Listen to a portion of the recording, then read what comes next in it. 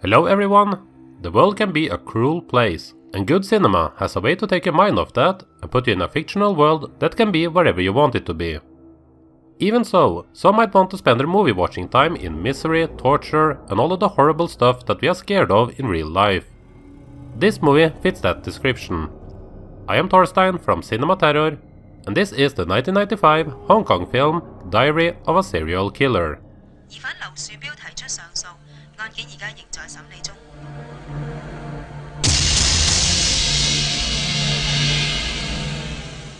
Diary of a Serial Killer is based on the gruesome murders of the Guang Ripper. He was active from 1991 until he was arrested late in 1996, before being executed before the year was over. Now with a terrible, real-life case like this being the inspiration for Diary of a Serial Killer, you would think that this would be a sick, dark and twisted tale of a madman. And yes, this is a disgusting film, but what do you know, it is done as a sort of erotic comedy. It might just be the most tone-deaf movie I've seen in quite some years.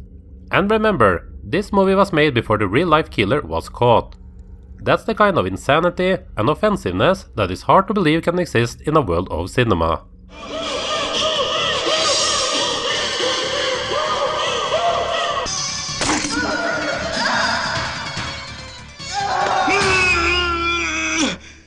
The film starts out with a Ripper being caught and put in jail.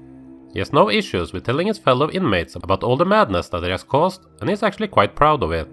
His reasoning for the torture and death that he is responsible for is that he was once cheated by a prostitute, and as such, his belief is that every sex worker deserves to die horrible deaths in order to be reincarnated into a better life.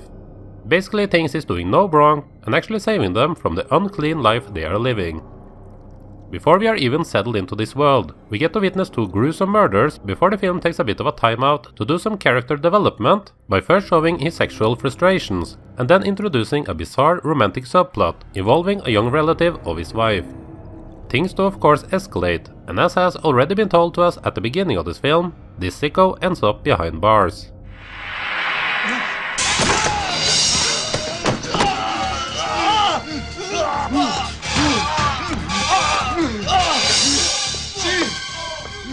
Exploring the insanity of this character should be a sick, fun ride for fans of the so-called Cat Tree movies of the Hong Kong cinema. There's plenty of disgusting stuff on display, and yet some foreign comedy that will leave your mind confused and unsure if it is okay to give out a laugh or not. Some of the horrific stuff is so out there that it's hard to take it all seriously. At one point, this maniac puts a dynamite into the private parts of a woman, wishing her happy birthday before blowing her up. It's so gruesome, but yet so over the top and made not to be taken totally serious. A movie like this can only work if it's actually well made, and Diary of a Serial Killer is competently executed. Director Otto has mostly made comedies, and I would guess that is his preferred genre to work with. He does give us plenty of nasty stuff, but seems to want to avoid it becoming a gore fest. He also got better performances out of his actors than what you would expect from an exploitation flick like this. Kwok-Pong gets to display a good range of emotions, both being terrifying, pathetic and funny. Yuk Mo-young is lovely as Jade, and even though she doesn't get all that much attention, Farini Cheung handles her parts as the wife quite well. They're all better actors than what this type of material deserves.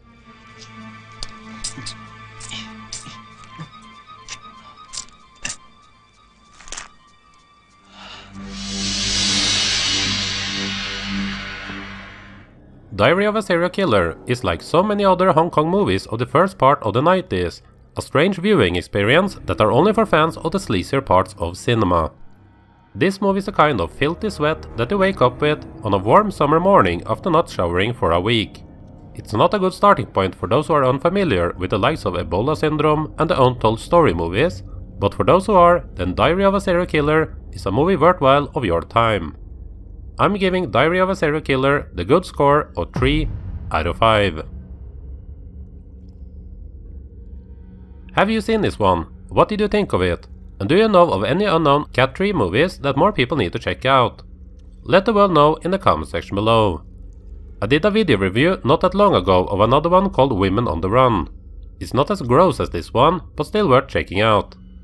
I hope you enjoyed this review. If enjoy is a word that can be used for content like this, and if you did, then make sure you subscribe to my channel, as I do videos on weird stuff like this on the regular here on the dark corner of YouTube that I call CinemaTerror. Thank you.